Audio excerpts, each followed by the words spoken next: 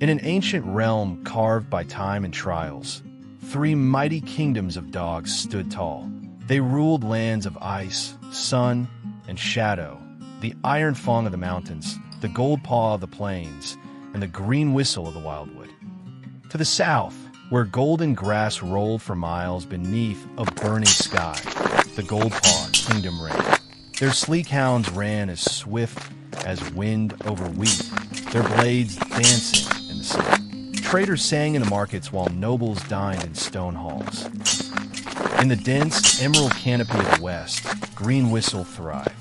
Silent forest guardians, beagles, collies, terriers blended with the trees, stalking intruders like shadows.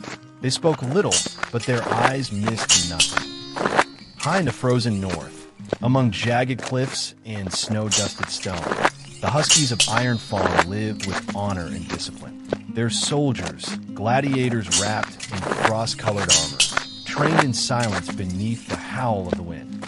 Each kingdom saw itself as the rightful heir to the realm's legacy.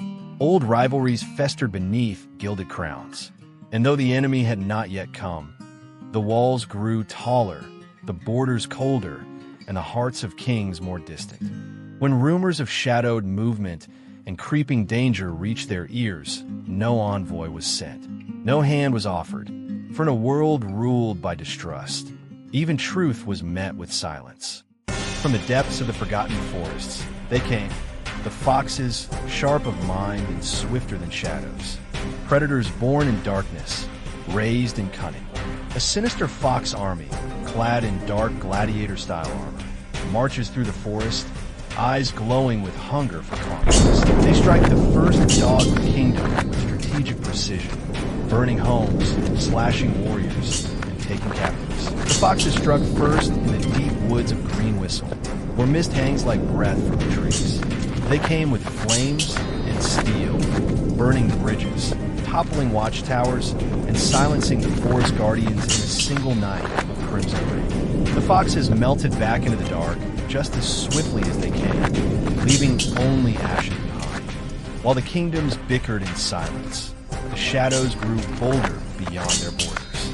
The foxes, clever, ruthless, and organized, had waited, watching the cracks between the fractured lands. They saw not strength in the dog kingdoms, but division. And in division, they found their invitation. The attacked kingdom desperately sends messengers to the other two dog kingdoms for help. One king scoffs, saying, "It is not our battle," and the other simply refuses, thinking their own armies are strong enough. The foxes devastate the kingdom and retreat with stolen supplies and prisoners. Their claws tore through Ironfang's icy borders. Their fangs found the throats of sleeping guards. The first kingdom fell not from lack of strength, but from standing alone. In the golden fields, the second attack came at dawn. The fox army descended like a plague, fast, coordinated, merciless. Goldpaw's cavalry, once the pride of the South, was unprepared for the traps and ambushes. Whole regiments vanished in high grass. When their generals called for aid, the only answer was wind. The Doberman warriors, known for their brutal efficiency, hold the line. Flashes of steel ring out, war dogs bark orders, and the battlefield erupts in a dance of death. For a moment, it seems they might push the foxes back, but the tide turns. Foxes use their agility, leaping over shields, striking from the shadows. The battlefield becomes a graveyard of fallen warriors. The Doberman king, watching from his fortress, clenches his fist in rage. The battlefield shook with fury. Swords clashed, shields shattered, arrows blackened the sky, and at the center, glory was forged in blood and brotherhood. Brave soldiers perished with no one to bury them. Mothers wept alone, cities bled, and still, the kings watched, unmoved behind their walls.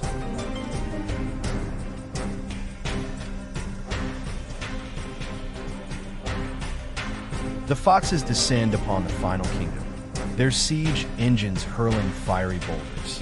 The dog warriors fight with raw ferocity, their axes cleaving through foxes, but their forces dwindle fast. At the icy edge of the realm, Ironfang stood alone. Their warriors fought valiantly, shoulder to shoulder beneath frozen skies. But even iron breaks when left alone too long. Foxes scaled their cliffs, infiltrated their strongholds, turned loyal outposts into graveyards.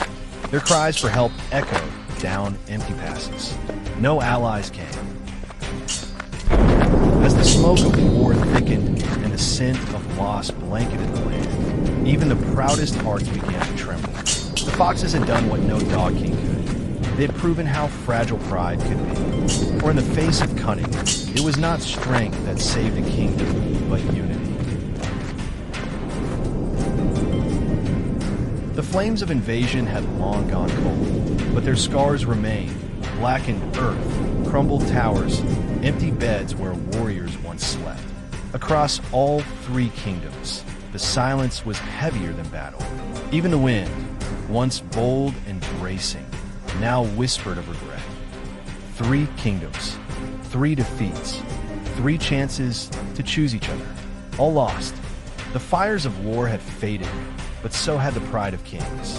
Where once stood rivals, now stood mourners, graves too many, regrets too loud. High on the windswept cliffs, beneath the ancient oak of accord, the kings met, not in armor, but in humility. Words long buried were spoken: forgive, defend, unite. And with those words, the dogs, once divided by land and legacy, bound themselves to a single promise. Across every hill, vale, and valley, horns of unity echoed through the lands. What began as a whisper among kings now surged like a battle cry across every tribe, every breed, every banner. The age of isolation was over. The age of allegiance had begun. From the frost-bitten peaks to the golden savannas and the deep emerald woods, warriors marched, not for conquest, but for brotherhood. For the first time in history, dogs who once eyed each other with suspicion now shared fire, food, and purpose. Huskies of the Ironfang sparred with swift-footed greyhounds from Goldpaw. Forest-born beagles exchanged tactics with the disciplined mastiffs of the north. Sword masters taught shield bearers, scouts learned from hunters, each building not just a force, but a family.